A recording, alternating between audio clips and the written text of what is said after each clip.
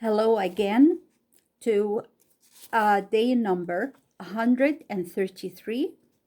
My name is Mary, and today's story title is Elijah's Challenge, Part 2. Then the two oxen were brought, and one was cut in pieces and laid on the altar of Baal. The prophets of Baal stood around the altar and cried, "O Baal, hear us." But there was no answer. After a time, the worshippers of Baal became furious. Elijah laughed at them. "Call out louder, for surely he is a god. Perhaps he is thinking, or he has gone on a journey, or perhaps he is asleep, and you must be awaked." But it was all in vain. The middle of the afternoon came, and there was no answer. The altar stood with its offering, but no fire came to it. Then Elijah said to all the people, "Come closer to me and try, come near." He found an old altar to the Lord that had been thrown down, and he took 12 stones, one for each of the 12 tribes, and piled them up around the altar. He dug a trench to carry away water. Then he cut wood and laid it on the altar, and on the wood he placed the young ox, cut into pieces for a sacrifice. Then he said, "Fill 4 barrels with water and pour it on the offering." The great sea was nearby, so they brought 4 barrels of water and poured it on the altar.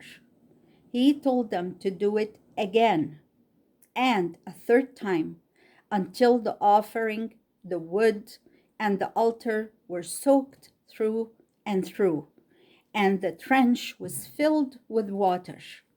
Then, in front of all the people, Elijah prayed, "O Lord, the God of Abraham, of Isaac, and of Israel, let it be known this day that you are God in Israel, and that I am your servant, and I have done all these things at your command. Hear me, O Lord, hear me, so this people will know thou art God."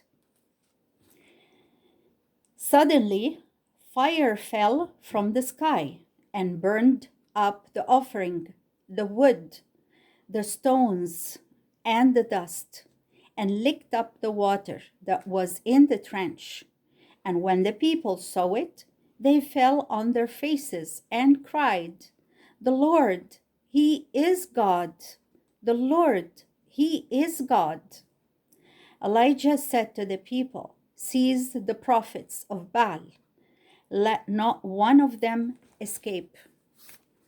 I will show you a picture of Elijah preparing the fire for the altar right here with the 12 stones that represent 12 tribes of Israel.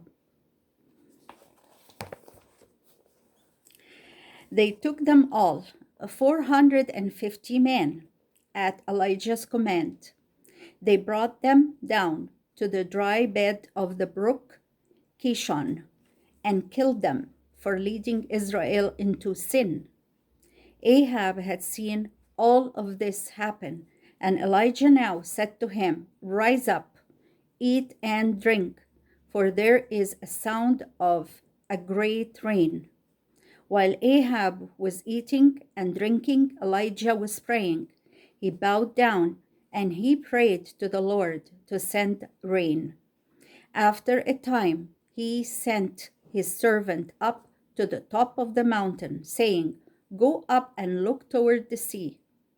The servant went up and came back, saying, "I can see nothing." Elijah sent him up 7 times.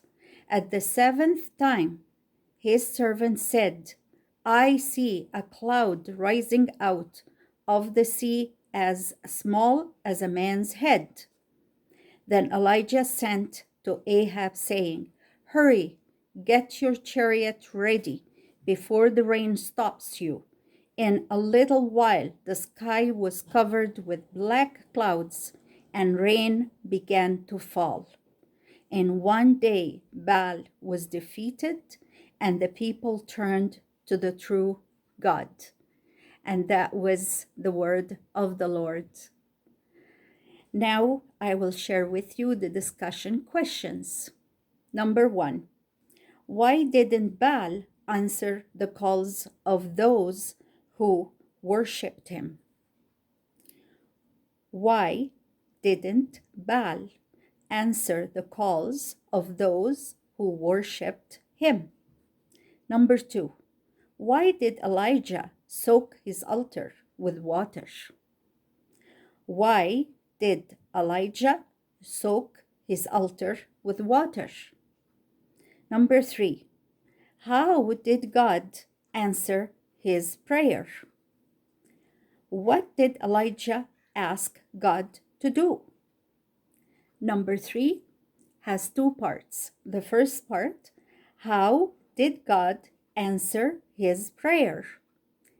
Second part of number 3, what did Elijah ask God to do? Now, number 4, why did the people kill the prophets of Baal? Why did the people kill the prophets of Baal?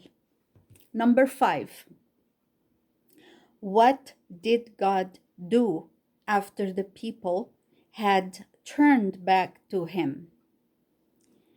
Number 5, what did God do after the people had turned back to him? And that was the end of our day number 133 story.